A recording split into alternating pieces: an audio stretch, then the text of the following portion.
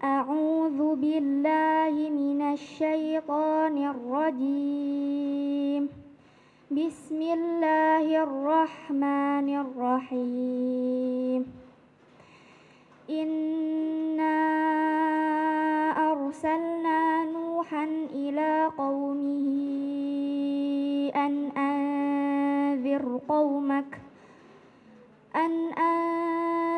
قومك من قبل أن يأتيهم عذاب أليم. قال يا قوم إني لكم نذير مبين أن اعبدوا الله واتقوه وأطيعون يغفر لكم من ذنوبكم ويؤخركم إلى أجل مسمى إن أجل الله إذا جاء لا يؤخر لو كنتم تعلمون. قال رب إني دعوت قومي ليلا ونهارا فلم يزدهم دعائي إلا فرارا وإني كلما دعوتهم لتغفر لهم جعلوا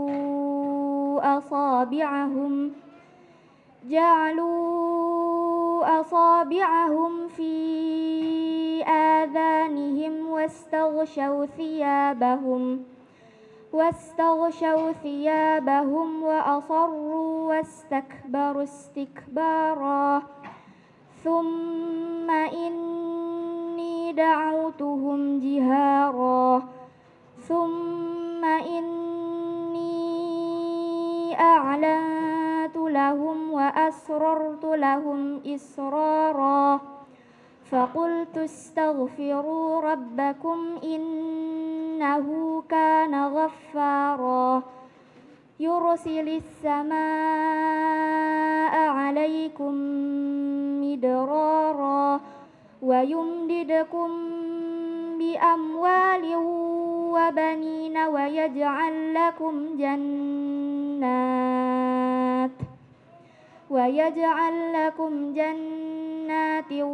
ويجعل لكم أنهارا ما لكم لا ترجون لله وقارا وقد خلقكم أطوارا ألم تروا كيف خلق الله 7 سماوات طباقا وجعل القمر فيهن نورا وجعل الشمس سراجا والله أنبتكم من الأرض نباتا ثم يعيدكم فيها ويخرجكم إخراجا والله جعل لكم الأرض بساطا لتسلكوا منها سبلا فجاجا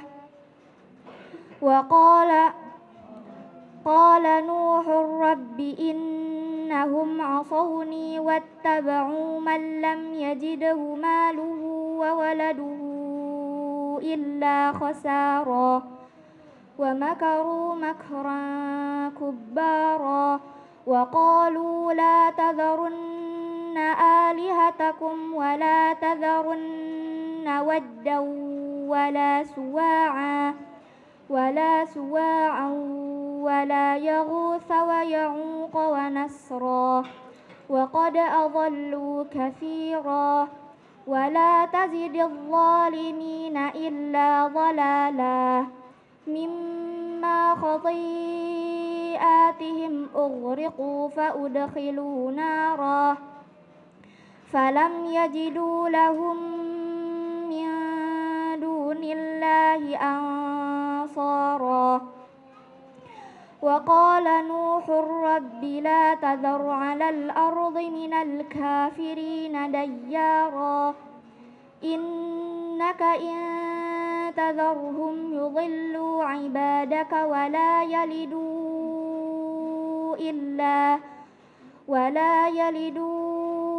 إلا فاجرا كفارا رب اغفر لي ولوالدي ولمن دخل بيتي مؤمنا وللمؤمنين والمؤمنات ولا تزد الظالمين إلا تبارا. صدق. Assalamualaikum warahmatullahi wabarakatuh. Waalaikumsalam warahmatullahi wabarakatuh.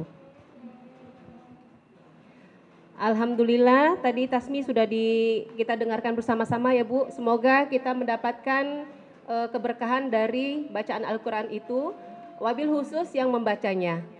Menginjak acara berikutnya yaitu acara inti, yaitu penyampaian materi dengan materi Ulumul Quran dan sejarahnya.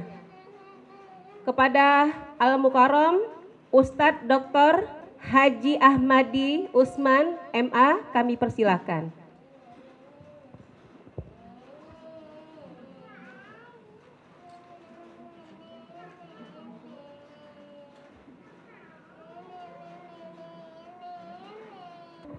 Mari kita mulai kajian kita pada pagi hari ini. Terima kasih kepada pembawa acara yang sudah memberikan kesempatan kepada kami.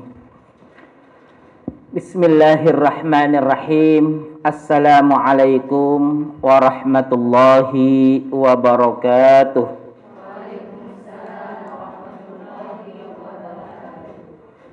Alhamdulillah. Alhamdulillahilladzi arsala rasulahu bil huda wa dinil haqq liyuzhirahu 'alad dini kullih wa kafa billahi syahida. Ashhadu an la ilaha illallah wa ashhadu anna Muhammadan 'abduhu wa rasuluh. Allahumma salli ala nabiyyina Muhammadin sallallahu alaihi wasallam wa ala alihi wa ashabihi wa man tabi'ahum bi ihsanin ila yaumiddin, amma ba'du. Faqad qala Allah subhanahu wa ta'ala fil Qur'anil Karim wa huwa asdaqul qailin. A'udzu billahi minasy syaithanir rajim. Bismillahirrahmanirrahim. Inna nahnu nazzalna dzikra wa inna lahu lahafizun. Shadaqallahul azim wa sadaqa rasulul habibul karim wa nahnu ala dzalika minasy syahidin wasyakirin walhamdulillahi rabbil alamin. Ibu-ibu, para pengurus peserta kajian Ulumul Quran Yayasan Sahabat Al-Quran yang mudah-mudahan senantiasa dirahmati oleh Allah Subhanahu wa taala. Alhamdulillah, di pagi yang sejuk ini ditemani dengan suara rintikan air, kita masih tetap bisa hadir di tempat yang mulia ini dalam rangka kita ingin mendekatkan diri kita kepada Allah Subhanahu wa taala, yaitu dengan cara kita mempelajari ilmu-ilmu Al-Quran. Harapannya adalah agar kita mencintai Al-Quran sebagaimana Al-Quran pun mencintai kita, dan semoga Allah Subhanahu wa taala membuka hati kita sehingga kita bisa menerima ayat-ayat Allah Subhanahu wa taala dengan baik dan benar, dan semoga Allah Subhanahu wa taala senantiasa memberikan cahaya ke dalam hati kita sehingga cahaya ini bisa menyebar kepada orang-orang yang ada di sekeliling kita. Dan semoga Allah Subhanahu wa taala meridhoi apa yang kita lakukan, apa yang kita perjuangkan dalam kehidupan ini, sehingga menjadikan kita hamba-hamba yang senantiasa bersyukur kepada Allah serta bertakwa kepadanya. Amin ya rabbal alamin. Salawat serta salam kepada Rasulullah sallallahu alaihi wasallam. Beliaulah tauladan bagi kita, contoh bagi kita. Beliau sudah begitu banyak menginspirasi, bahkan beliau begitu banyak memberikan solusi-solusi dalam kehidupan kita. Maka sepatutnya kita senantiasa mengirimkan salawatnya kepada beliau dengan harapan agar beliau mencintai kita dan kita mendapatkan syafaat dari Rasulullah SAW kelak di yaumul qiyamah dan dipertemukan dengan orang-orang yang kita cintai. Amin ya rabbal alamin. Ibu-ibu yang dirahmati oleh Allah, hari ini kita akan berbicara tentang ulumul Quran dan sejarah perkembangannya. Namun sebelum saya masuk ke dalam pembahasan ini, mungkin saya meminta maaf karena materi yang saya sampaikan ini masih bertuliskan bahasa Arab. Jadi nanti saya akan jelaskan, silakan nanti ibu mencatatnya apa yang kira-kira perlu untuk dicatat. Ya, kalau ibu foto sekarang, nanti ibu pulangnya ibu pelajari lagi dengan suaminya. Barangkali suaminya lebih pintar bahasa Arabnya daripada ibu-ibu. Ya, tapi kalau ibu-ibu lebih menguasai, bisa diajarkan kepada suaminya. Ya, kenapa saya menulisnya dalam bentuk bahasa Arab? Pertama memang karena saya tidak sempat untuk menerjemahkannya. Terus yang kedua, karena bahasa Arab itu zauknya itu lebih terasa. Jadi kalau kita belajar, kemudian kita dengar dengan bahasa Arab itu biasanya kesannya itu lebih banyak. Walaupun kita tidak memahaminya. Terbukti ibu setiap hari baca Quran tidak pernah bosan dan terasa nikmat. Karena bahasa Arab itu adalah bahasa yang nanti akan dipakai oleh siapapun di dalam surganya Allah. Ya, li'anna al-lughatal arabiyyah hiya lughatul jannah. Bahasa Arab itu bahasa surga. Ya, lalu bagaimana Ustadz? Saya kan nggak pernah bisa bahasa Arab. Kalau saya masuk surga sudah bisa otomatis di sana. Ya, jadi kalau di sini kita belajar Al-Quran dengan bahasa Arab, nanti di sana sudah otomatis. Ya. Nah, yang ingin saya sampaikan di sini adalah bahwa ulumul Quran itu adalah ilmu yang memang namanya saja itu sudah berbahasa Arab. Karena kalimat ulum itu kalau kita sebut dalam bahasa Indonesia atau dalam bahasa Inggris akan memiliki makna yang sangat banyak. Ada yang mengatakan itu science, ulum, ilmun, ya. Ada yang mengatakan knowledge, ada yang mengatakan science, ya. Jadi ada scientist, ada science, ya, dan sebagainya. Kalau yang kita pahami, kalau science itu ilmu-ilmu sosial, ya. Jadi master of science itu master ilmu-ilmu sosial seperti ilmu ekonomi, ilmu-ilmu masyarakat, ilmu-ilmu yang berkaitan dengan kehidupan. Tapi kalau master of science, ya, itu lebih kepada kimia, fisika dan sebagainya. Ya. Dan kalau kita lihat dalam bahasa Arab, ilmun itu ada yang mengatakan ma'rifatun, ada yang mengatakan fahmun. Jadi ulumul Quran itu jamak dari kata ilmu. Ilmu, ilmani, ulumun. Ilmun single, ilmani double, kemudian ulumun plural. Ya, makanya kalau di dalam bahasa Inggris itu miskin karena untuk dua itu masih belum punya padanan katanya. Jadi kalau kita sampaikan you are, itu kita tidak tahu berapa. Yang jelas dia di atas sekian orang contohnya. Them itu di atas sekian orang. Tapi kalau dalam bahasa Arab, antuma itu artinya yang diajak bicara itu adalah dua orang. Ya, qala khutbukuma. Nah, itu berarti ada dua orang.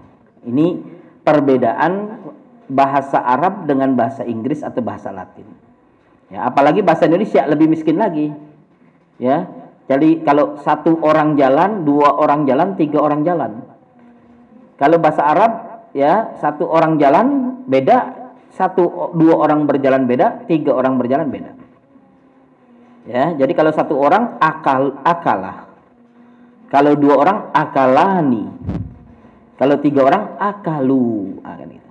Jadi di situ sangat-sangat dihitung setiap pribadi-pribadinya.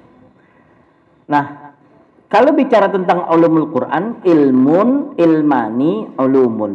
Ilmun satu cabang ilmu, ilmani dua cabang ilmu, ulumun beberapa cabang ilmu. Maka kita sebutnya kalau dalam bahasa Arab mufrad, musanna, jamak. Mufrad itu satu, single. Kemudian musanna itu artinya dua.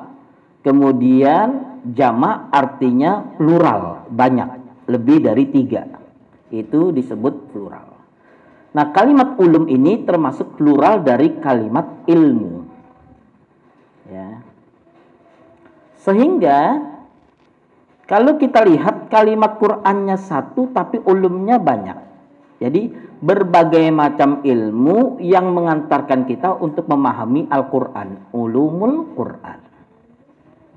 Tapi perlu untuk kita ketahui bahwa ilmu dalam definisi bahasa Arab ada yang mengatakan al-fahmu. Al-fahmu itu artinya faham.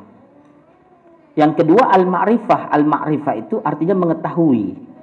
Jadi paham dan mengetahui orang itu baru disebut ilmu.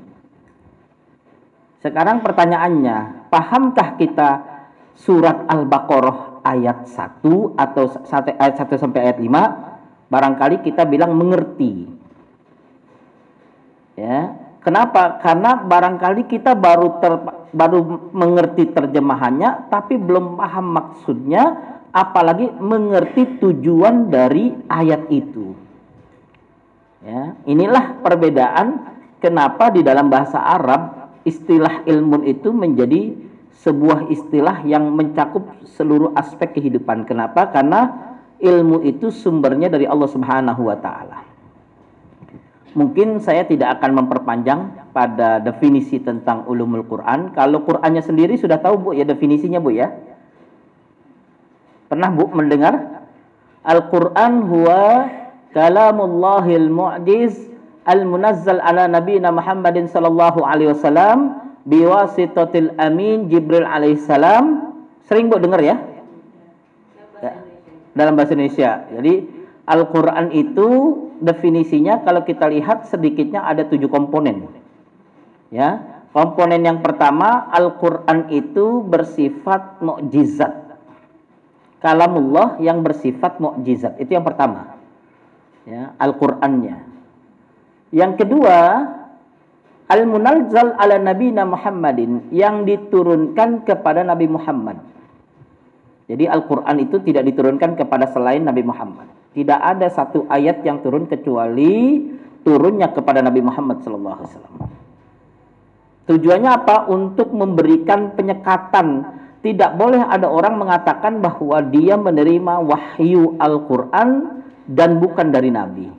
Makanya dikatakan Al-Munazzal ala nabiyina, turunnya kepada Nabi kita, Nabi Muhammad. Yang ketiga, Quran itu definisinya adalah biwasitatil amin Jibril. Melalui perantara malaikat yang amin, yaitu malaikat Jibril. Ya, kenapa disebut Al-Amin? Karena malaikat Jibril adalah malaikat yang sangat jujur, tidak mengurangi dan tidak menambah apa yang Allah Subhanahu wa taala perintahkan.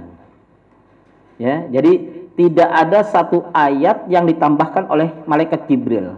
Maka malaikat Jibril itu disebut Al-Amin. Dan perlu diketahui, malaikat Jibril itu adalah ru'asa'u wa uzama'ul malaikah. Malaikat Jibril itu adalah ketua dan pengagungnya di antara seluruh malaikat, yang paling agungnya. Uzama'ul malaikah. Kalau kata Rasulullah sallallahu alaihi wasallam, lahu sittumi'a jinah. Malaikat Jibril itu memiliki 600 sayap. Junahun wahid ma bainal masyriqi wal maghrib.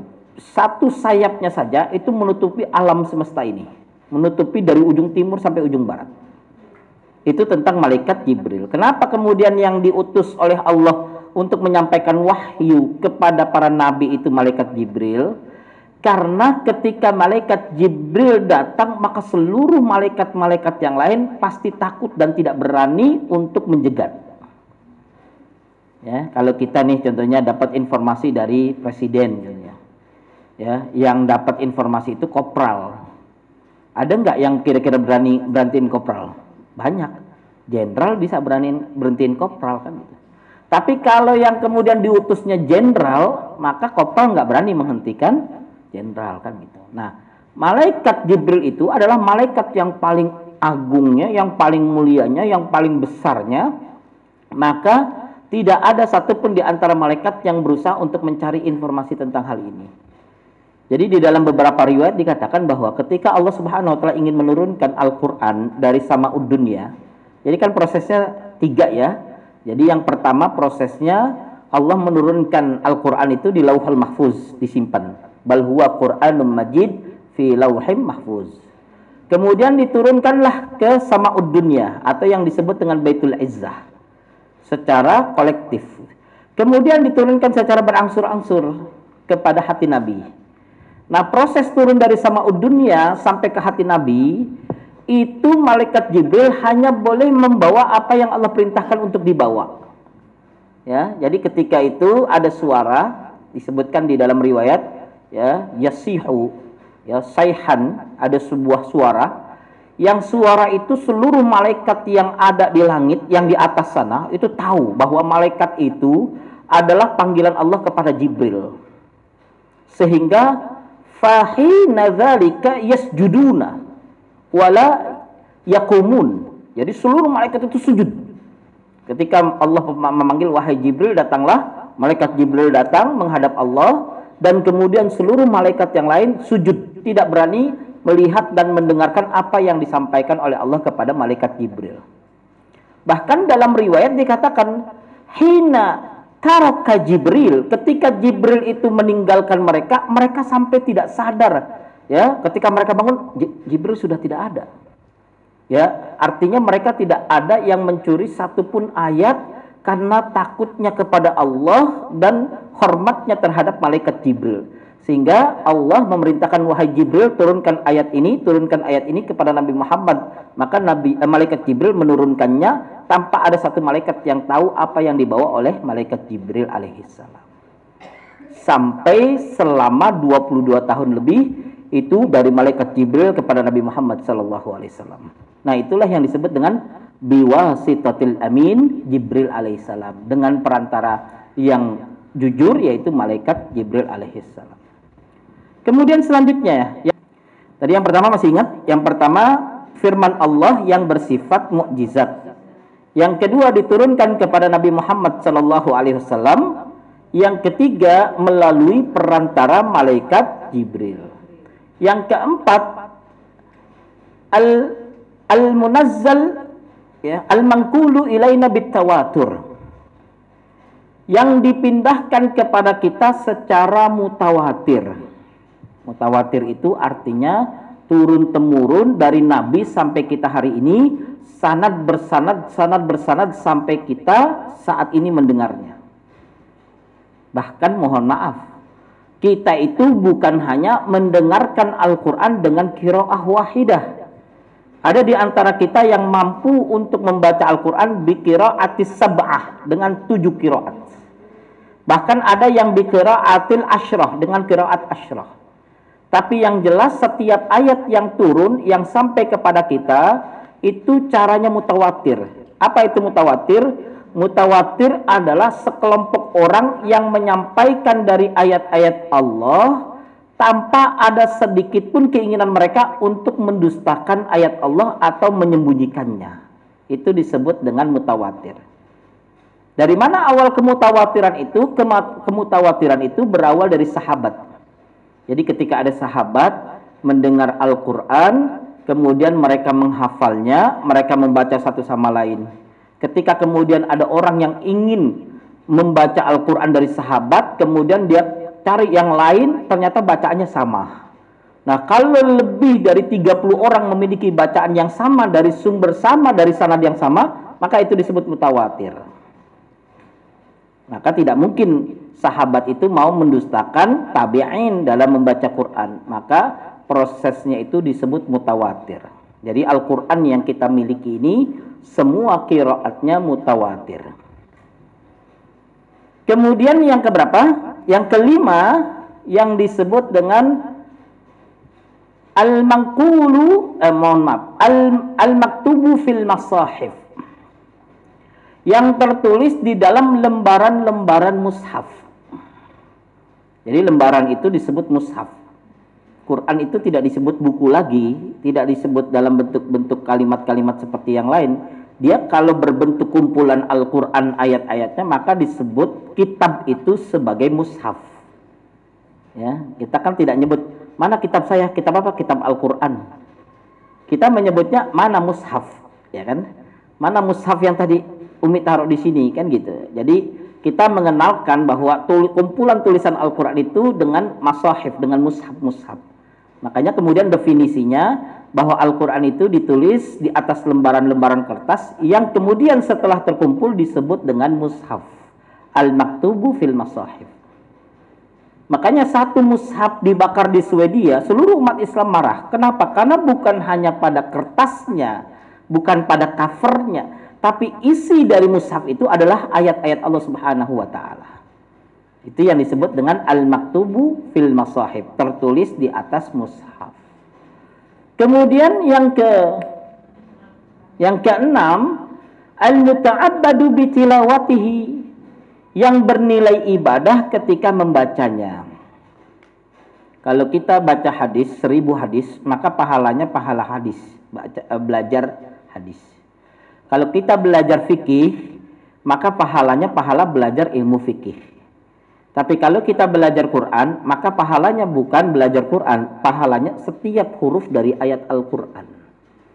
Jadi, kebaikan Al-Quran itu nilai terkecilnya per huruf, bukan per ilmu atau per jilid atau per bab. Ya, orang ini mendapatkan pahala belajar fikih bab toharoh, dapat pahala belajar bab toharoh. Kalau kita tidak, alifuhu walamuhu wa mimuhu yakunu kullu harfin asyru hasanat. Belajar alifnya, lamnya dengan mimnya untuk alif lam mim, setiap satu huruf 10 kebaikan. Itulah yang disebut dengan al-muta'abbadu bitilawatihi.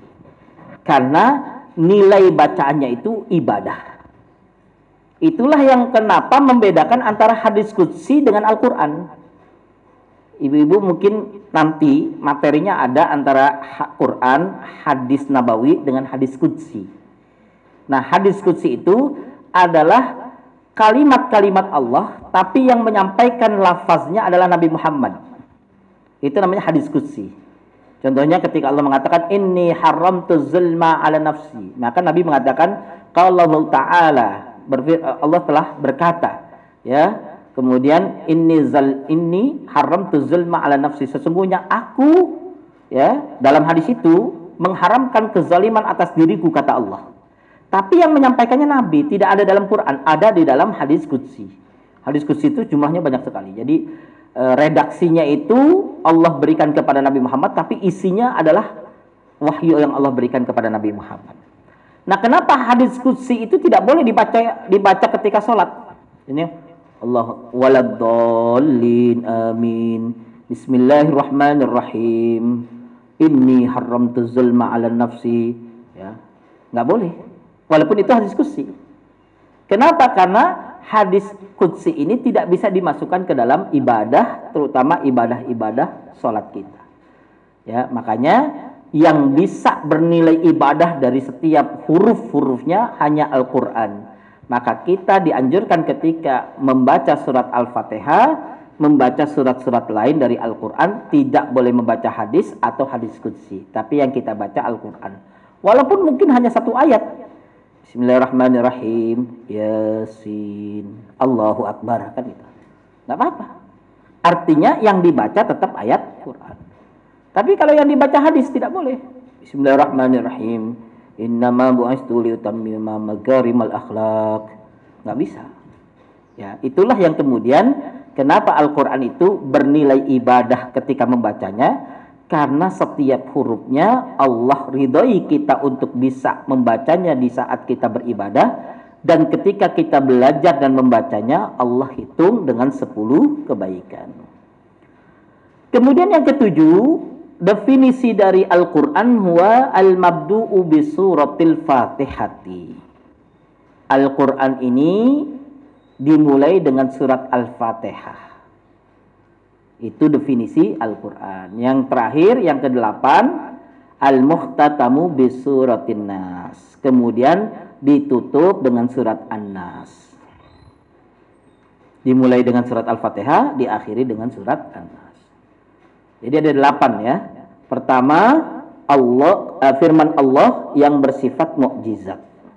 Yang kedua, diturunkan kepada Nabi Muhammad sallallahu alaihi wasallam. Yang ketiga, diturunkan melalui perantara malaikat Jibril alaihissalam.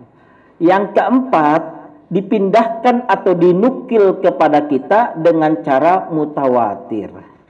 Kemudian yang kelima, Al-Quran ini tertulis di atas mushaf-mushaf.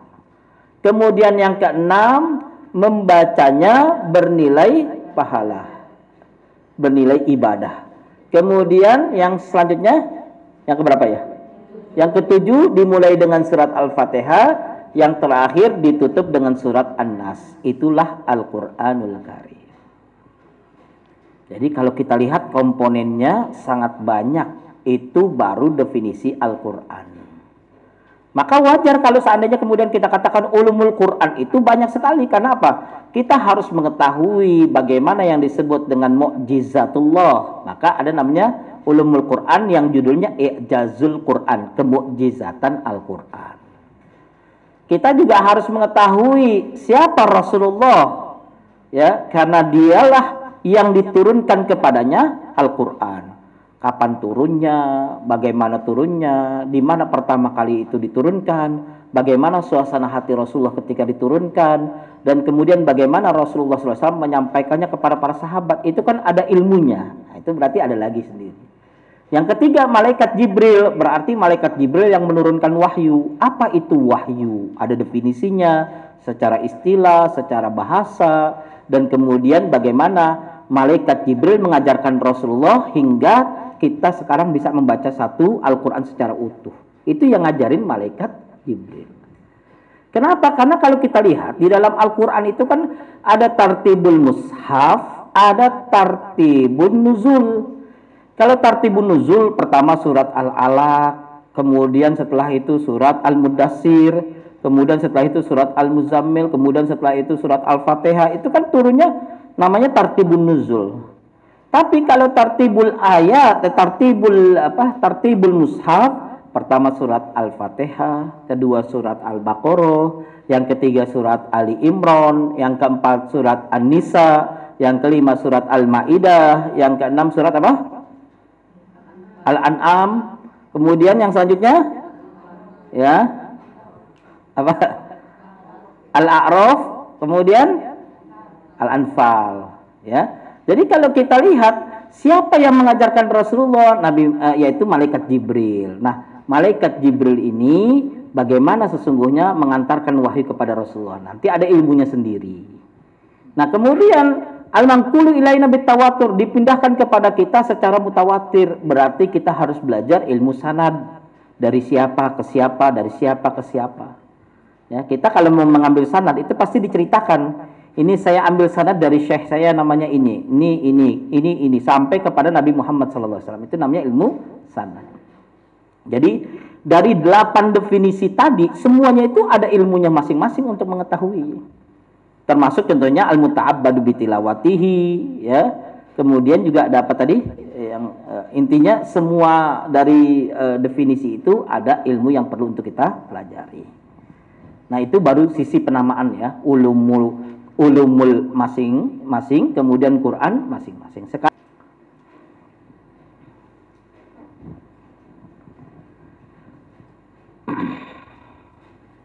nah, kalau begini bingung juga Bu ya. Nah, jadi saya ingin menyampaikan begini Bu. Ulumul Quran itu dari 2 kalimat. Yang pertama ulum, yang kedua Quran. Tadi sudah saya sampaikan apa itu ulum dan apa itu Quran. Ini Bu ya, yang ini ulum. Yang ini Quran. Ini yang tadi kita sudah bahas. Ulum itu apa saja. Nah, kemudian poin yang kedua, wa yu'rafu bi annahu jami'al ulumi wal buhuthi allati tata'allaqu bil Qur'an ay kullu ma yattasilu bil Qur'an. Ada juga yang mendefinisikan yang disebut ulumul Quran itu adalah ilmu yang memiliki kaitan dengan Al-Quran.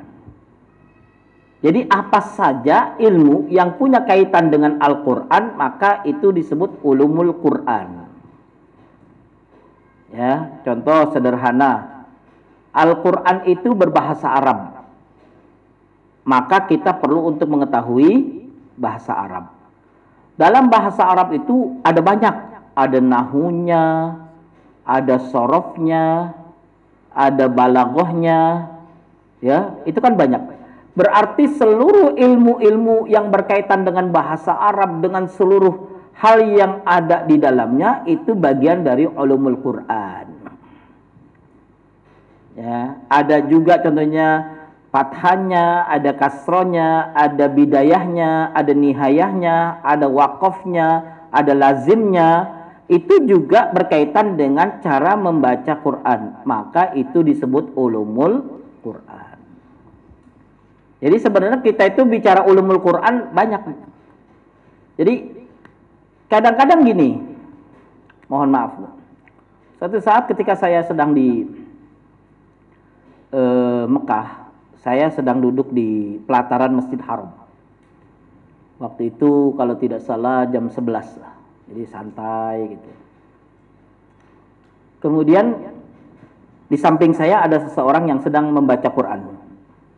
Jadi dia hafal Quran. Jadi dia baca Quran itu menghatamkan Quran depan Ka'bah, tapi tidak megang Quran karena hafal 30 juz.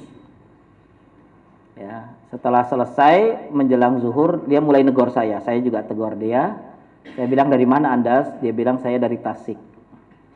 Ya, saya dari Tasik. Saya sini sedang menghatamkan Quran.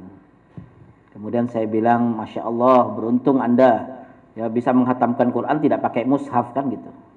Kalau ibu-ibu kalau mau berangkat umroh itu dari hotel udah bawa mushafnya berat banget tuh. Ya, ada sejadahnya, ada mukenahnya, ada mushafnya bawanya berat. Bu, kenapa berat sekali? Karena isinya ada mushaf. Padahal di Masjid Haram ada mushaf sendiri. Ada juga yang bawa niatnya mau wakaf, ya bawa 5 mushaf gitu. Kenapa Bu mau diwakafkan nanti di Masjid Haram kalau seandainya ada rak yang kosong saya mau masukin ya dan sebagainya. Artinya kita masih berputar pada masalah mushaf. Dan ada juga yang seputar menghafal. Jadi kalau kita lihat dia hanya menghafal Quran. Dan saya lihat banyak orang Pakistan itu kalau baca Quran di depan Ka'bah itu tidak ada yang megang mushaf karena hafal 30 juz. Jadi dia cuma murojaah saja di depan Ka'bah itu. Ya, ada yang butuh 5 jam, ada yang butuh beberapa jam, tergantung pada kekuatan hafalannya masing-masing. Nah, kemudian saya bilang, Masya Allah, beruntung Anda sudah memiliki ini. Kemudian dia nanya ke saya, ya kamu siapa? Saya bilang, saya orang Jakarta, saya sedang belajar di Asia Selatan, tapi kebetulan sekarang saya sedang haji, saya bilang. Jadi prosesnya waktu itu kalau nggak salah haji tahun, lupa saya 2003 atau 2007 ya, karena saya selama masih bujangan itu masih lajang, alhamdulillah bisa 2 kali haji. Ya, jadi pas saya nikah malah nggak bisa. Kalau umroh memang sudah sering lah ya, tapi kalau haji bersama istri antrinya kepanjangan, terus nggak jelas lagi sekarang. Udah gitu harganya naik lagi kan gitu. Jadi Masya Allah ya. Nah akhirnya kemudian setelah terjadi perbincangan, dia nanya saya, kamu mahasiswa di mana? Saya bilang Jamiah Alamiyah Islamiyah. Terus dia bilang, antum ngambil di jurusan apa? Saya bilang fi ulumut tafsir. Saya bilang ulumul Quran wa tafsiruhu, ilmu Al-Quran dan tafsirnya. Nah dia kaget. Dia bilang, berarti Anda belajar ulumul Quran? Saya bilang iya. Saya mau belajar dengan Anda, kata dia. Saya bilang terbalik, Anda sudah hafal Quran 30 juz. Ya, saya hanya waktu itu diperintahkan oleh kampus kita menghafal 8 juz karena syarat untuk pengambilan ijazah mengambil 8 juz.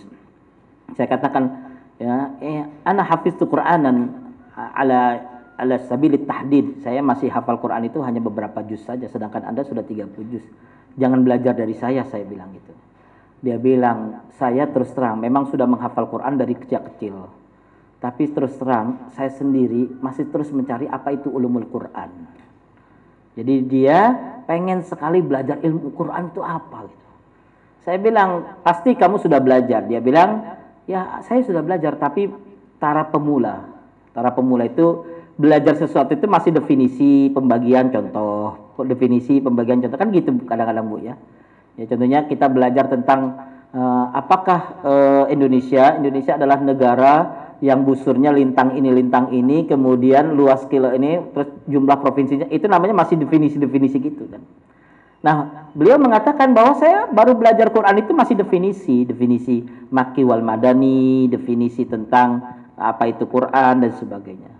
Saya bilang, ya memang dalam ulumul Quran banyak pembahasan yang sangat mendalam. Bahkan saya pernah menyampaikan, untuk membahas satu mata kuliah tentang mutlak dan muqayyad, bicara tentang muhkam dan mutasyabih, itu kita bisa habis satu semester. Satu semester itu 4 sampai 6 bulan. Ya, makanya ketika saya diminta untuk ngajar di SK ini, ya, saya Pak Ustadz besok materinya Makki wal Madani, dikasih waktu 2 jam. Wah, saya belajarnya 3 bulan, disuruh sampaikan 2 jam. Berarti kan yang disampaikan itu mungkin masih dasar-dasarnya. Tapi dalam hal ini, beliau mengatakan kepada saya terus terang, saya sedang belajar ulumul Quran. Ya, terus dia nanyakan ke saya, ya, kamu siapa? Saya bilang saya ini sebenarnya dosen, tapi saya sedang mengambil pelajaran dan saya senang dengan ulumul Quran.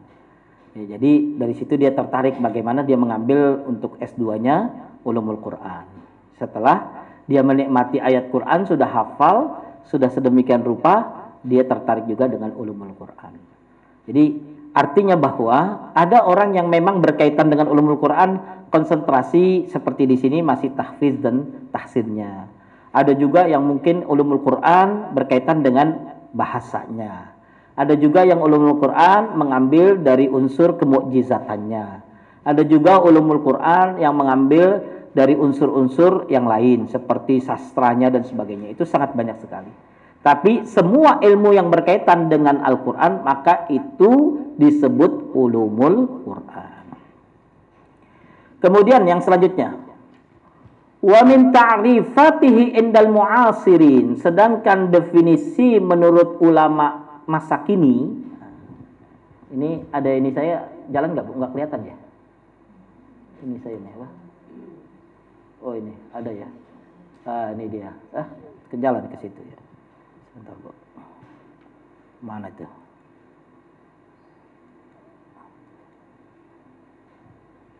Hilang, timbul hilang.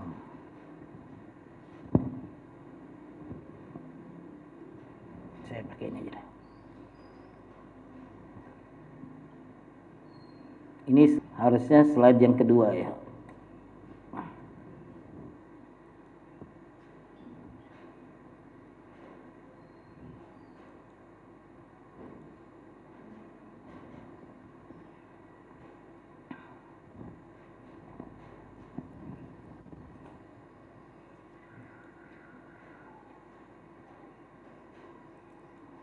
Ini Bu ya, belum ya. Di atasnya lagi. Pengertian tadi mana Bu? Ini dia. Ada ini saya ya. Apa kursor saya nih ya. Wa min ta'rifatihi indal mu'asirin, dan definisi ulumul Quran bagi ulama-ulama saat ini adalah mabahithun tata'allaku bil Qur'anil Karim min nahiyati nuzulihi.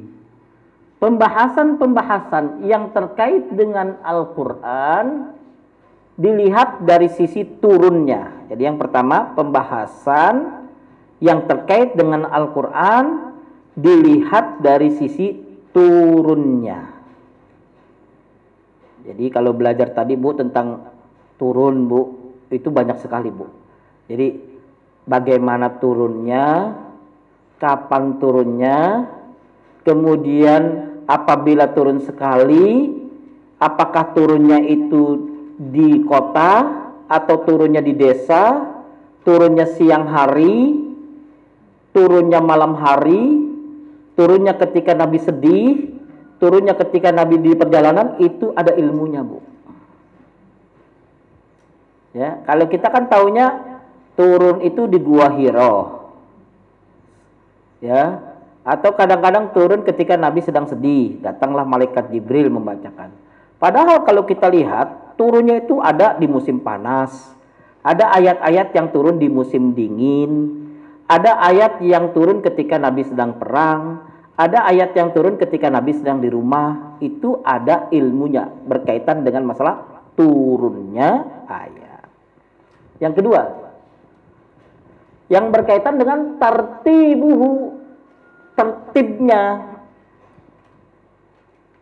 Coba ibu bayangkan, Al-Quran itu turunnya 22 tahun lebih. Dan Nabi menerima wahyu itu langsung dari malaikat Jibril disampaikan kepada para sahabat. Maka siapakah yang menjadi penulis setiap ada ayat yang turun kepada Rasulullah? Di antaranya adalah Zaid bin Sabit, penulis Al-Quran. Zaid bin Sabit itu di zaman seperti itu belum ada iPhone, belum ada buku.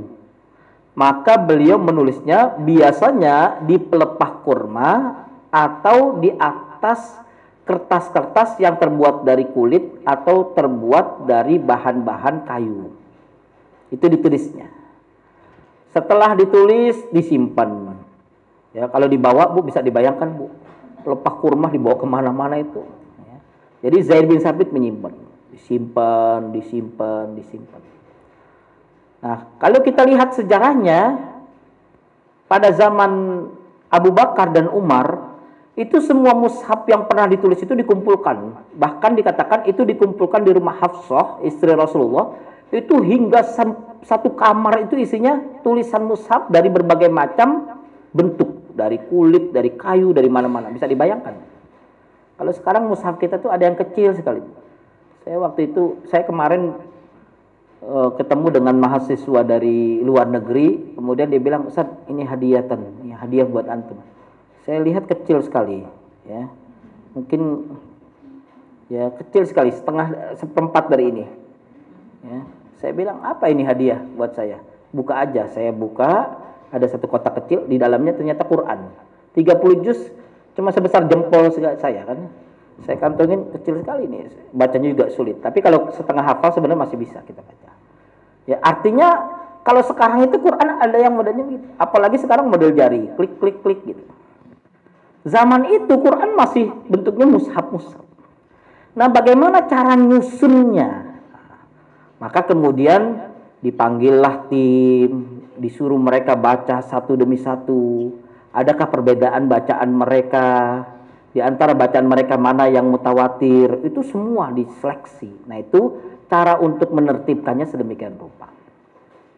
Lalu kalau menertibkan pada zaman Nabi, bagaimana caranya? Cara menertibkan pada zaman Nabi, ketika Nabi Muhammad SAW berada di Madinah, Rasulullah kan mewajibkan dirinya untuk i'tikaf.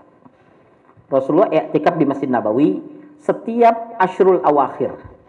Kecuali di akhir hayatnya beliau asyrunal awakhir. Jadi 20 hari Ramadan itu dipakai untuk i'tikaf. Tapi di tahun-tahun sebelumnya hanya 10 hari. Nah, apa yang dilakukan Rasulullah? Kalau kita kan kalau i'tikaf, apa yang ibu lakukan? Mungkin baca Quran, zikir, sholat, kan gitu. Sedangkan Rasulullah di Masjid Nabawi yang kecil itu membuat kayak kamar-kamar gitu. Beliau i'tikaf di sana. Nah, apa yang dilakukan Rasulullah? Disitulah malaikat Jibril turun mentertibkan bacaan Rasulullah. Surat yang 3 tahun yang lalu turun, itu letakkan dengan ayat yang kemarin turun. Jadi, baca. Surat yang 2 tahun yang lalu turun, kemudian disambungkan dengan ayat yang seminggu lalu yang turun. Jadi Rasulullah membacakan langsung kepada malaikat Jibril. Yang ini letakkan di sini. Rasulullah baca ini, yang ini letakkan di sini. Kemudian setelah Rasulullah menerima dari malaikat Jibril tersebut, Rasulullah menjadi imam sholat di masjid. Rasulullah baca. Kata sahabat, ternyata yang turun 2 tahun yang lalu setelah ayat ini diletakkan. Maka sahabat menghafalnya. Kenapa? Kalau sudah menghafal kan tinggal nyusun saja. Kayak ibu-ibu kalau hafal mahfuzat, ibu kan hafal mahfuzat nih contohnya. Ya, Bu, hafal mahfuzat yang sungguh-sungguh pasti dapat itu nomor 1, yang sabar nomor 2, kemudian Yang belajar sungguh-sungguh nomor 3. Oh berarti yang pertama manjada wajada, yang kedua mansobaro zofiro, yang ketiga mansaro ala darbi wasola, kan gitu kan. Kita tinggal nyusun saja karena ibu sudah hafal kan gitu. Sama sahabat, setiap ayat turun mereka langsung hafal, setiap ayat turun mereka langsung hafal, setiap ayat turun langsung hafal. Tapi mereka tidak tahu susunannya, mereka hanya menghafal apa yang pernah dibacakan oleh Rasul. Nah, ada ayat yang sebenarnya sudah dibaca oleh Rasulullah, biasanya tiba-tiba diselipkan 5 ayat masuk ke tengah, kemudian dibaca lagi oleh Rasulullah. Oh, ternyata susunan yang terbaru seperti ini. Itulah yang kemudian disusun bersama dengan malaikat Jibril. Tapi malaikat Jibril berdasarkan wahyu dari Allah. Itu namanya tartibnya. Nah, berarti setiap Ramadan itu ada tambahan bacaan, ada tambahan lagi, ada tambahan lagi, ada tambahan lagi, sampai yang ishrunal awakhir, 10-20 terakhir itu Rasulullah memurojaah semuanya. Karena kan dari Ramadan sampai meninggalnya Rasulullah SAW di tahun itu, di bulan Rabiul Awal, itu ada 5 bulan di mana Rasulullah selalu memurojaah bacaan itu. Sehingga para sahabat sebenarnya ada yang mengambil bacaan itu yang paling terakhir. Ya, kamu kapan terakhir mendengar bacaan surat? Jadi tentunya ada ikhtilaf qiraah. Kok surat An-Nisa yang dibaca oleh mereka, surat Al-Baqarah yang dibaca oleh orang ini, ya susunannya seperti ini. Yang dibaca oleh sahabat ini, susunannya seperti ini. Maka yang ditanya, kamu dengar dari Rasulullah kapan? Saya mendengar dari Rasul bulan Muharram. Wah, yang ini bulan Sya'ban. Berarti yang bulan Sya'ban ini belum mendengar apa yang diturunkan di bulan Muharram. Maka Al-Baqarah yang diturunkan, yang didengar di bulan Muharram itulah yang dijadikan lebih sempurna daripada yang bulan sebelumnya. Kenapa? Karena bisa saja terjadi penambahan-penambahan. Jadi surat Al-Baqarah itu selain surat yang terpanjang suratnya, surat Al-Baqarah yang terpanjang turunnya. Karena surat Al-Baqarah itu dari sejak awal Rasulullah sampai ke Madinah itu sudah turun surat Al-Baqarah. Kemudian akhirnya 9 hari sebelum wafatnya Rasulullah itu surat Al-Baqarah juga. Wattaqu yauman, ya, itu diantaranya ada juga ayat tentang riba. Itu juga di akhir-akhir hayat Rasulullah. Jadi kalau kita bayangkan, berarti proses surat Al-Baqarah itu dari awal turunnya dari awal Rasulullah hijrah sampai menjelang wafat itu ada surat Al-Baqarah di sela-sela surat-surat yang lain yang diturunkan. Nah, untuk penyusunannya itu malah malaikat Jibril lah yang mengarahkan. Ya, kira-kira ini gambaran singkat aja Bu ya, bisa dipahami ya modelnya seperti itu. Itu namanya watartibuhu. Yang model seperti itu ada pelajarannya nanti. Kemudian yang ketiga adalah wajam'uhu. Ini wajam'uhu. Jadi pertama turunnya, yang kedua tertibnya, yang ketiga jam'u, artinya pengumpulan. Ya, jadi bagaimana cara mengumpulkan Al-Qur'an. Kenapa? Karena itu tadi, dulu berserakan, punya kemudian qiraat yang sangat banyak. Kenapa kemudian akhirnya kita mengenalnya dengan Mushaf Utsmani atau Rasul Utsmani? Bagaimana kesepakatan itu? Nah, itu ada ilmunya. Kemudian yang selanjutnya wa kitabatuhu, dan cara penulisannya. Ya. Perlu untuk kita ketahui, ibu-ibu, berapa sekretaris Nabi? Ibu tahu sekretaris Nabi berapa jumlahnya? Ya. Sekretaris Nabi itu jumlahnya banyak. Ya. Bisa belasan. Tapi di antara mereka ada di antaranya 6 itu yang Nabi itu suka tunjuk. Jadi kalau kalian mau mengambil Quran, ambil dari ini, dari ini, dari ini. Berarti itu sekretaris Nabi yang dianggap oleh Nabi memenuhi seluruh yang Nabi inginkan. Artinya siap siaga terus. Ya. Jadi ada yang modelnya, mohon maaf, inisiatif pribadi. Jadi inisiatif pribadi, setiap Nabi mendapatkan wahyu, dia pulang langsung ditulis. Atau saat itu langsung ditulis. Itu inisiatif pribadi. Tapi Rasulullah tahu kekuatan hafalannya. Maka Rasulullah izinkan. Tapi ada yang memang Rasulullah minta. Wahai Zaid tulis. Wahai ini tulis. Jadi ada beberapa yang diminta oleh Rasulullah. Di antaranya itu ada 4 yang memang mereka diberikan oleh Rasulullah untuk menulis. Ya. Tapi ada juga yang tadi saya katakan dia berinisiatif sendiri. Padahal Rasulullah SAW pernah menyampaikan la taktubu anni. Janganlah di antara kalian ada yang menulis di antara kalian apa yang aku katakan. Jadi maksudnya apa? Jangan ada di antara kalian yang menulis hadis. Karena kan ketika ayat diturunkan, ada yang nulis, ada hadis diturunkan, ada yang nulis. Maka Rasulullah katakan jangan ada yang nulis hadis. Kenapa? Takut kecampur dengan Quran. Tapi kata Rasulullah ada yang boleh menulis hadis 1, 2, 3. Kenapa? Karena Rasulullah tahu hafalan dia terhadap Al-Quran kuat dan tinggi. Maka tidak mungkin tercampur. Kalau kayak ibu coba sekarang. Belajar hadis dengan belajar Quran. Semuanya bahasa Arab. Ini kayaknya Quran nih, ternyata hadis. Ini kayaknya hadis nih, ternyata Quran. Masih mending. Ini ternyata pernyataan ulama, bukan Quran, bukan hadis, kan gitu. Ya, kalau mereka sampai Rasulullah berikan definisi. Jadi penulis Rasulullah itu harus kita kenal siapa saja sekretaris pribadi Rasul. Karena gini, Rasulullah SAW itu punya sekretaris, ada yang modelnya itu spesifikasi masing-masing. Jadi ada sekretaris yang menulis Al-Quran, ada sekretaris yang menulis surat-surat untuk para kerajaan-kerajaan, para raja-raja, ada sekretaris yang menulis rahasia-rahasia. Jadi dalam hal ini yang dispesifikasikan dalam materi ini adalah penulis-penulis Al-Quran yang dipercaya Rasulullah SAW. Ya. Kemudian yang selanjutnya wa qiraatuhu, dan qiraatnya. Ya Bu ya. Jadi kalau qiraat itu Masya Allah Bu, ada qiraat sab'ah. Ya. Sampai hari ini coba saya tanyakan ke ibu-ibu. Ibu bisa membedakan tidak qiraat itu Bu? Ya, kalau kita biasanya ada contoh qiraah Warash, kemudian Imam Hafiz, itu qiraahnya kita bisa tahu dari seringnya kita mendengar. Tapi kalau kita bicara tentang apa ciri khasnya qiraat dari setiap daerah, itu belum tentu kita mengetahuinya. Itu ada ilmunya, Bu. Ya, makanya suatu saat ketika saya kumpul dengan beberapa negara, dulu waktu saya masih mahasiswa itu, saya suka kumpul di jamaah tabligh Bu. Tapi jamaah tablighnya bukan lokal, dunia. Itu kalau nggak salah ada sekitar 120 negara. Makanya saya kadang-kadang melihat nama-nama negaranya, kok ini negaranya baru saya tahu ada namanya ini gitu. Jadi jamaah tabligh di seluruh dunia kumpul, saya hadir mewakili Indonesia waktu itu. Nah, hobi saya itu setiap sholat itu saya pindah dari satu negara ke negara lain. Nanti saya sholat di negara Tunis, saya sholat di negara Syria, saya sholat di Mauritania. Pokoknya saya keliling saja, pengen tahu saya jamaahnya. Walaupun kadang-kadang jamaahnya bareng, tapi ada yang terlambat-terlambat itu yang saya suka dengarkan. Nah, ketika saya masuk ke Syria itu, ya, dia baca Bismillahirrahmanirrahim, wadduha wal-laili idza saji, ma wadda'aka rabbuka wa ma qala, gitu kan. Wah, ini qiraatnya bukan seperti kita.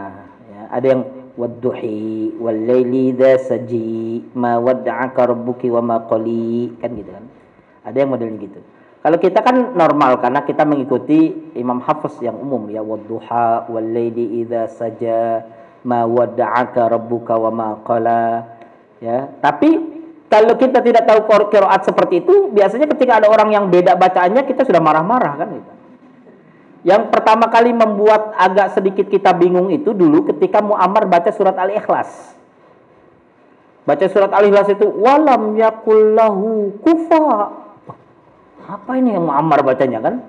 Walam yakullahu kuf'an ahad. Walam yakullahu kufuwan ahad. Yang kita tahu kan yang terakhir, walam yakullahu kufuwan ahad. Yang dua di atas itu qiraat yang dari luar dibawa di dalam bacaan beliau. Walam yakullahu kufa. Ibu nggak ngalami Ibu masa-masa itu Ibu ya? Dulu kalau kita sore-sore itu biasanya di masjid-masjid kan Muammar ZA itu kan ditampilin tuh bacaan Qur'annya. Atau kalau lagi baca-baca Quran sebelum acara-acara itu ada. Ya, saya perhatikan kenapa itu Muammar bacanya walam yakul lahu kufuwan ahad pakai 3 bentuk, kufa, kuf'an dengan kufuwan. Ternyata itu ilmu qiraat. Ya, jadi kalau ibu mungkin suatu saat pergi ke luar negeri, lihat bacanya berbeda, itu artinya qiraatnya berbeda. Jangan disalahkan Bu. karena memang sudah begitu. Yang salah itu orang punya qiraat masuk ke masjid, orang di masjid tidak tahu itu qiraat, akhirnya ribut. Ini wah, ini sesat ini orang imamnya nih.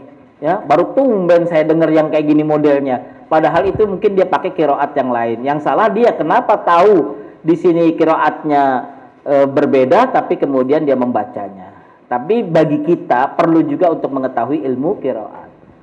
Kemudian yang selanjutnya wa tafsiruhu. Yang keberapa tuh, Bu? Kelima ya. Jadi pertama dari sisi turunnya, kemudian yang kedua susunannya, yang ketiga pengumpulannya, yang keempat penulisannya, yang kelima bacaannya, yang keenam tafsirnya. Jadi menurut ulama kontemporer yang disebut ulumul Quran itu ulumul tafsir. Ya, nanti insya Allah ada, Bu, materi di sini juga di ulumul Quran. Materinya itu mengenal tafsir, takwil dan tarjamah. Ya, tapi saya nggak tahu saya ngisi nggak ya. Tapi selama ini sih saya ngisi juga. Ini mohon maaf, ini kelas ini, Bu, ya. Maksudnya pertemuan pertama ketemu saya atau sudah yang keberapa kali ini? Lanjutan ya. Oh ya. Jadi tafsir, takwil dan terjemah. Ini berarti Ibu sudah belajar kalau memang sudah beberapa kali. Jadi ini yang dimasukkan kategori ulumul Quran. Kemudian selanjutnya untuk lebih cepatnya, Bu, ya. Wa i'jazihi, belajar kemu'jizatan Al-Qur'an. Ya, Bu, mukjizat Al-Qur'an itu banyak, ada i'jazul lughawi, ya, ada i'jazul iktisadi, ada kemukjizatan dilihat dari sisi linguistiknya, bahasanya, ada kemukjizatan yang dilihat dari ilmu pengetahuannya, ada yang dilihat dari saintisnya, ada yang dilihat dari keluasannya, ada yang dilihat macam-macam, Bu, kemukjizatan Al-Qur'an itu. Ya, makanya saya sampai hari ini, Bu, yang mengumpulkan kitab namanya I'jazul Quran itu sampai hari ini belum habis, Bu. Kitab I'jazul Quran saya itu sudah ada satu meja ini, Bu. I'jazul Quran dengan judul yang sama, penulisnya berbeda, percetakannya berbeda, isinya beda lagi. Saya berpikir kapan ini habis tentang pembahasan I'jazul Quran, sampai hari ini masih ada. Bahkan masih ada beberapa buku judulnya I'jazul Quran yang saya belum beli karena saya mau beli uangnya habis. Pas saya datang ke book fair, wah ini ada lagi baru. Wah, ada lagi baru. Saya lihat apa namanya itu, Bu, fihris itu, indeksnya atau daftarnya, daftar isi, ternyata beda pembahasannya. Ternyata beda pembahasan. Itu I'jazul Quran, ilmu kemukjizatan Al-Quran. Kemudian selanjutnya wa nasikhihi wa mansukhihi. Ilmu yang berkaitan tentang nasih wal mansuh, atau dengan kata lain ilmu yang menceritakan tentang ada ayat yang dihapus, ada yang menghapus. Ya, ini pembahasannya ada 4 jenis. Nanti ada namanya ilmu nasih wal mansuh. Kalau Ibu pernah belajar, berarti Ibu sudah melewati proses itu. Kemudian yang selanjutnya wa makkihi wa madanihi, yaitu yang keberapa tuh, Bu, ya? Ya, yang ke-9, ilmu tentang Makkiyah, ilmu tentang Madaniyah.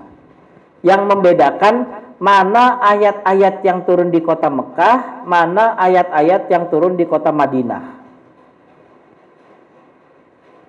Kalau bagi Ibu kan selama ini kayaknya Quran sama saja, turunnya ya kita baca itu sama saja. Tapi sebenarnya kalau kita lihat ada masa ketika kita membaca ini kayaknya ayatnya ini nadanya Makkiyah. Ini ayatnya ini kalau dilihat dari sisi arah pembicaraannya ini ayat Madaniyah. Itu kita bisa tahu dari ilmu Makkiyah wa Madaniyah. Jadi nanti perbedaan yang menjelaskan spesifikasi tentang Makkiyah wa Madaniyah itu ada 3, Bu.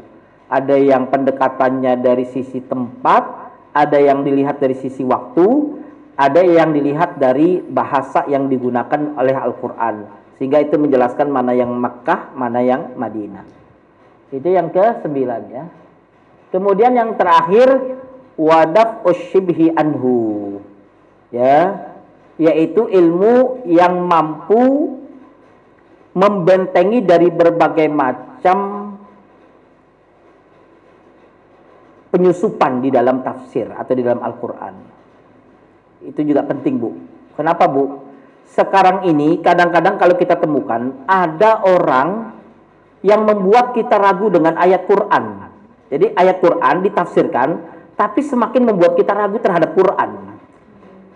Berarti kalau kasusnya demikian, orang itu sebenarnya membodohi kita tapi dengan ayat Quran. Tapi karena kita tidak tahu cara untuk mengatasinya, maka kemudian kita terjebak di dalamnya. Kenapa ilmu itu harus kita pelajari? Untuk membentengi kita bahwa orang-orang liberal, orang-orang ateis, orang-orang sekuler tidak boleh bicara Al-Quran semau mereka, karena kita sudah tahu bentengnya dan ilmunya.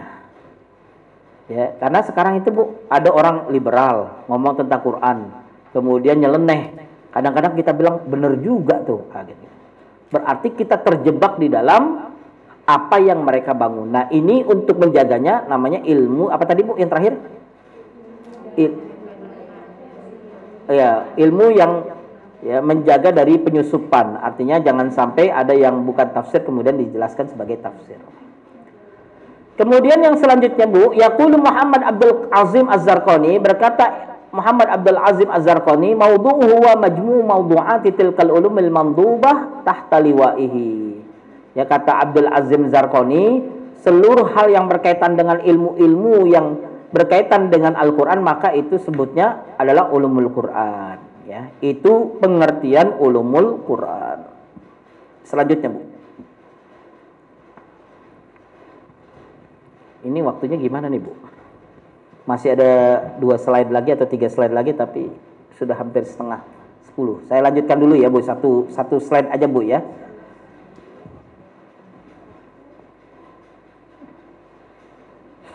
Jadi, Bu, kalau kita lihat ulumul Quran ini, kalau kita bicara setelah pengumpulan, jadi kita bicara sudah fase sempurnanya, Bu. Kalau fase awal itu masih fase-fase pengumpulan, tapi berjalan terus dari zaman Abu Bakar, Umar, itu sudah dikumpulkan, Bu. Tapi lengkapnya itu fi ahdi Utsman, di periode Utsman bin Affan, yaitu khalifah yang ketiga. Artinya di situ mulai dikumpulkanlah Al-Quran dan kemudian dikumpulkan menjadi Rasmul Utsmani. Itu kalau kita ingin mengetahui sejarah bagaimana proses terjadinya penulisan Al-Quran. Jadi yang pertama dikumpulkan pada zaman Utsman bin Affan. Setelah dikumpulkan pada zaman Utsman bin Affan, ternyata di antara mereka masih banyak yang salah baca. Ya, yang salah baca ini sebenarnya bukan orang-orang Quraisy.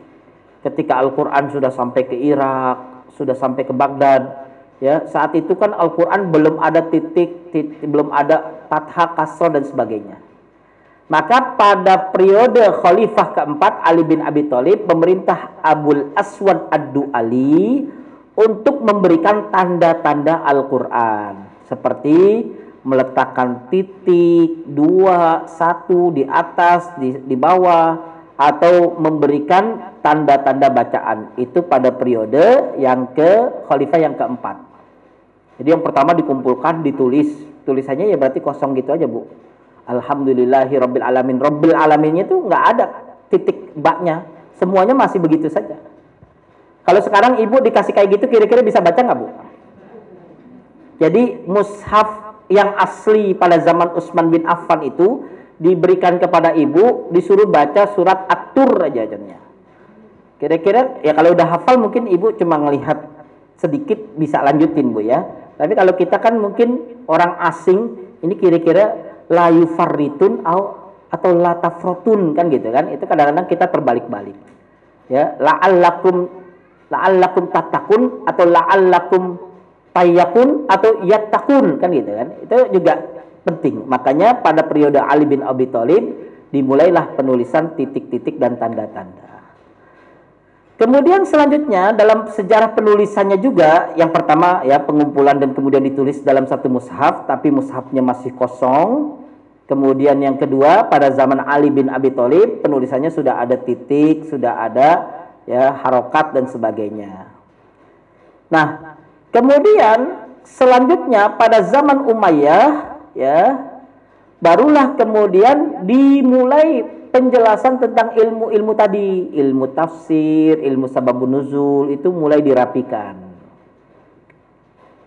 Ya, ilmu-ilmu Al-Qur'an tadi mulai dirapikan. Ya, makanya kalau kita lihat banyak di zaman tabi'in sudah banyak yang mulai menulis tafsir. Ya, karena beliau punya madrasah sendiri, yaitu pada zaman Bani Umayyah. Ya, saat itu tafsir mulai berkembang. Ya, jadi yang pertama tadi pada zaman Utsman hanya penulisan Rasmul Mushaf ya. Kemudian pada zaman Ali ada titik, ada fathah, ada macam-macam, sudah selesai. Pada zaman Bani Umayyah mulai masuk pembahasan tafsir.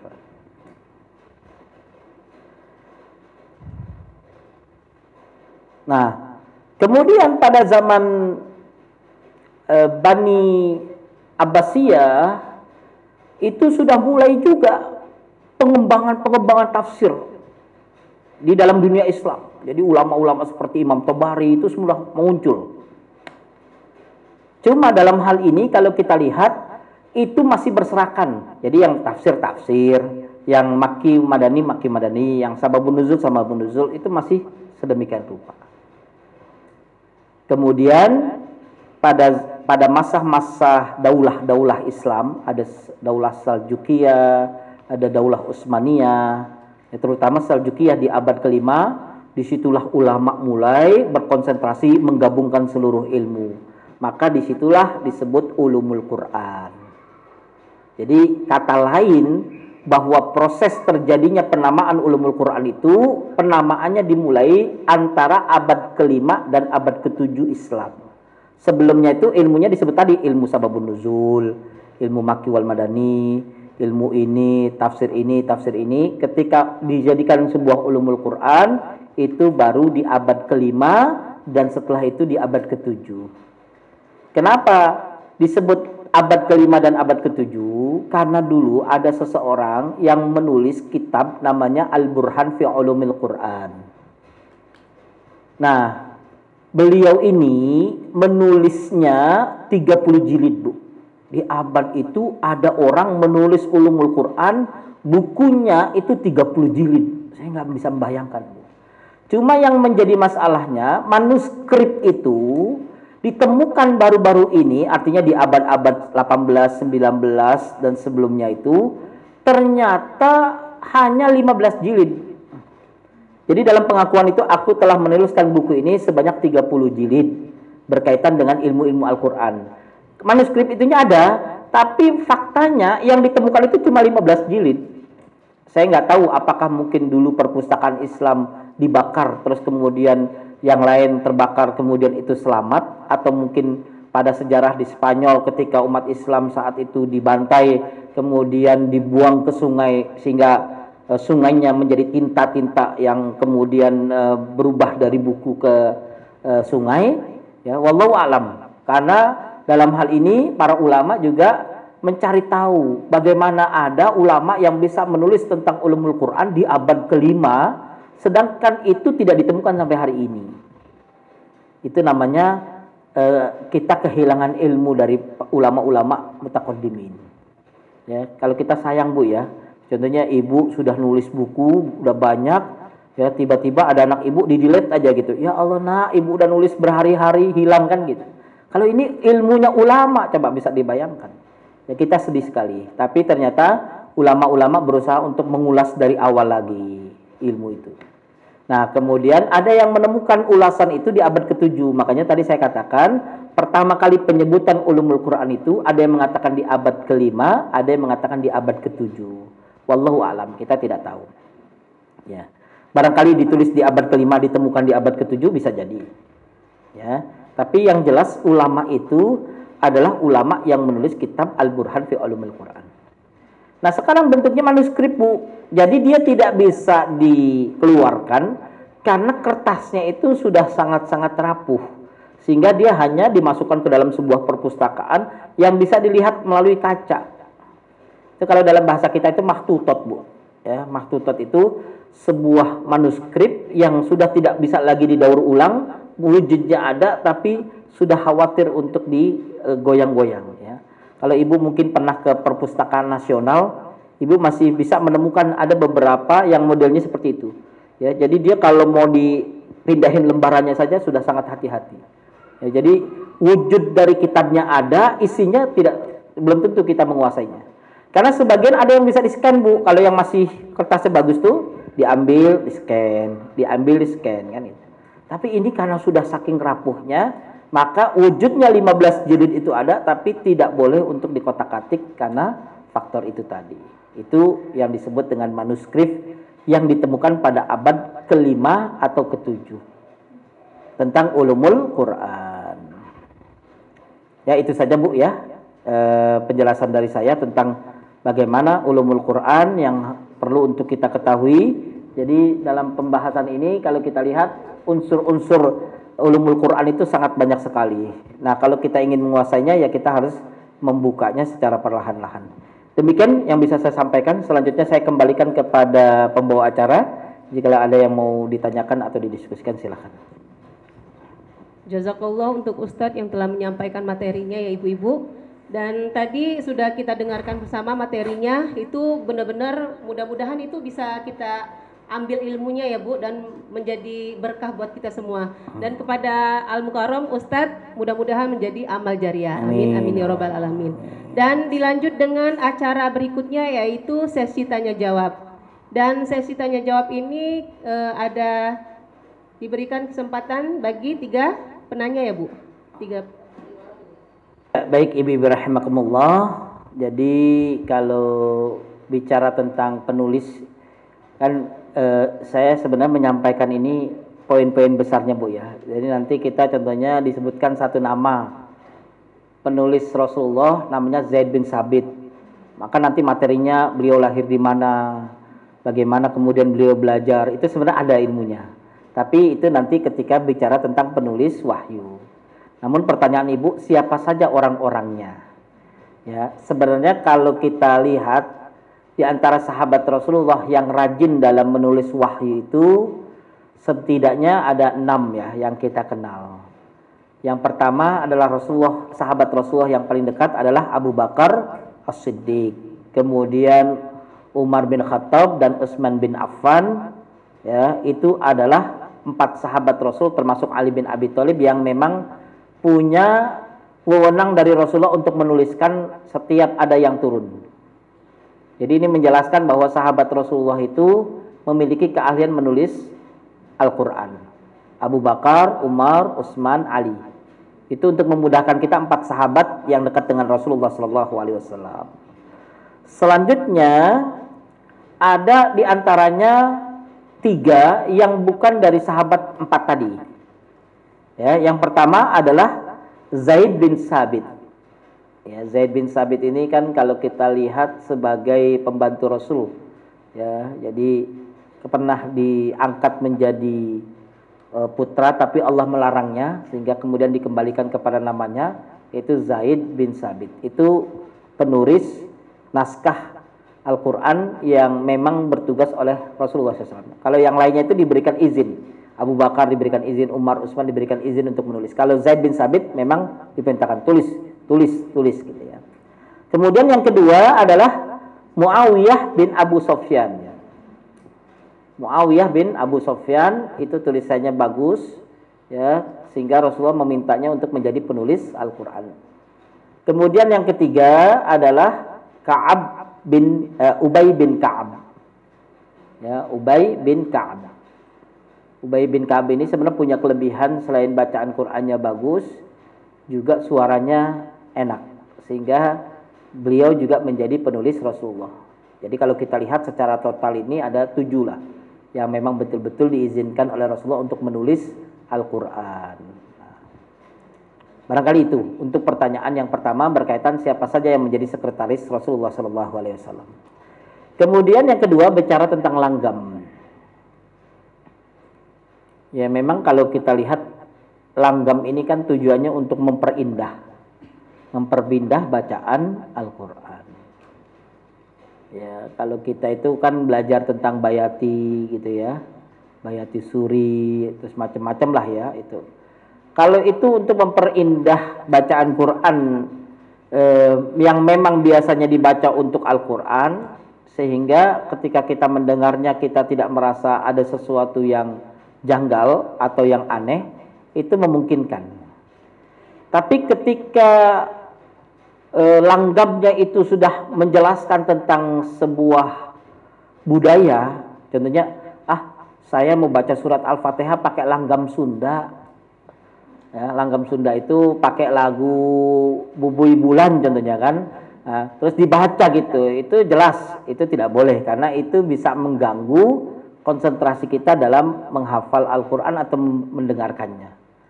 Ya, walaupun dulu pernah ya, kita di istana baca Quran dengan langgam Jawa. Ya, yang dikhawatirkan di situ fihi takalluf. Ya, yang sebenarnya dia harusnya pendek, tapi karena dia mengikuti langgam, akhirnya dipanjangin. Itu jadi fihi takalluf. Tidak bisa seperti itu. Atau sebaliknya, yang harusnya panjang, kemudian dipendekkan karena kalau ikut langgam itu tidak cocok. Maka langgam-langgam seperti ini tidak boleh. Karena apa? Selain mengecilkan suasana dari Al-Quran yang harusnya dibaca secara umum oleh para ulama kita dengan langgam-langgam ulama, artinya dengan nada-nada ulama yang alamiah, ini kemudian berusaha untuk disundakan atau dijawakan, ya, karena barangkali bisa jadi dia tidak mengurangi, tapi pendengaran kita ketika mendengar dengan kan di situ kalau kita ada yang panjangnya 6 harakat, 8 harakat, tapi pakai langgam Jawa itu kan beda, itu kayak pewayangan aja kan kayak gitu. Nah, itu seperti itu juga akan merubah konsentrasi kita terhadap ayat Al-Quran. Ya, makanya dalam hal ini para ulama banyak yang tidak membolehkan kita membaca Al-Quran dengan nada yang dibuat-buat, apalagi dengan nada-nada yang bukan pada umumnya. Ya, tapi kalau para qori'ah kita dia memperindahkan di situ wazayyinu aswatakum, dibolehkan memperindah. Tapi memperindah itu memang meletakkan posisi Al-Quran itu pada tempatnya, bukan dengan tradisi dan budaya-budaya lokal seperti yang terjadi di Indonesia. Ya, dan itu sebenarnya saya lihat juga cuma di Indonesia, yang di lain kayaknya nggak ada yang model-model seperti itu ya. Kalau contohnya ada azan Mesir itu biasa ya, artinya orang Mesir punya pita suara yang modelnya seperti itu, ketika dia membaca mungkin dia akan memiliki suara yang berbeda, itu artinya alamiah ya. Tapi ini sengaja dibuat-buat, apalagi kalau dipaksakan. Contohnya saya orang Betawi disuruh baca Al-Quran langgam Jawa, saya pasti nggak bisa, karena untuk langgamnya sendiri itu susah, ya.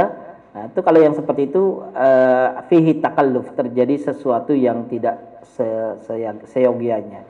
Nah, jadi kalau bisa kita pakai langgam-langgam ataupun nada-nada yang memang sudah diajarkan oleh para ulama-ulama kita, yang tidak mengurangi makhraj, yang tidak mengurangi mad, dan tidak mengurangi hukum bacaan yang ada. Barangkali seperti itu berkaitan dengan langgam. Terima kasih.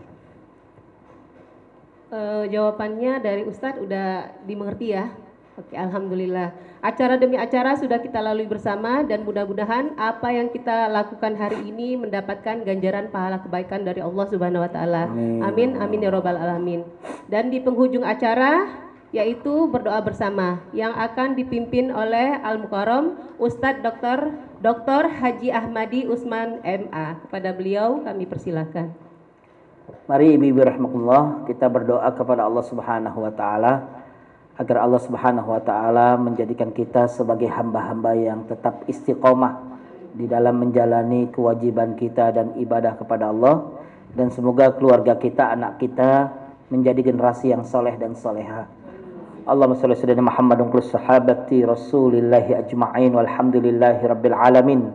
Hamdan hamidin, hamdan syakirin, hamdan yuafi ni'amahu wa yukafi'u mazidah. Ya Rabbana lakal hamdu wa liwajhikal karim wa azim sultanik. Rabbana taqabbal minna innaka antas samiul alim. Rabbana taqabbal minna salatana wa ruku'ana wa sujudana wa tilawatana wa tammim taqsirana ya rabbal alamin. Rabbana zalamna anfusana wa in lam taghfir lana wa tarhamna lanakunanna minal khasirin. Rabbana la tuzigh qulubana ba'da idh hadaitana wa hab lana min ladunka rahmah innaka antal wahhab. Allahumma arzuqna fahman nabiyyin wa hifzal mursalin wa ilhama malaikatukal muqarrabin birahmatika ya arhamar rahimin. Rabbana ighfir lana wa li ikhwanina alladhina sabaquna bil iman wa la taj'al fi qulubina ghillan lil ladzina amanu rabbana innaka raufur rahim. Allahumma arhamna bil Qur'an. Allahumma arhamna bil Qur'an. Allahumma arhamna bil Qur'an. Rabbana ighfir lana wa liwalidayna warhamhuma kama rabbayana shighara. Rabbana atina fid dunya hasanah wa fil akhirati hasanah wa qina adzaban nar. Subhana rabbika rabbil izzati amma yasifun wa salamun alal mursalin walhamdulillahi rabbil alamin. Assalamualaikum warahmatullahi wabarakatuh. Waalaikumsalam warahmatullahi wabarakatuh.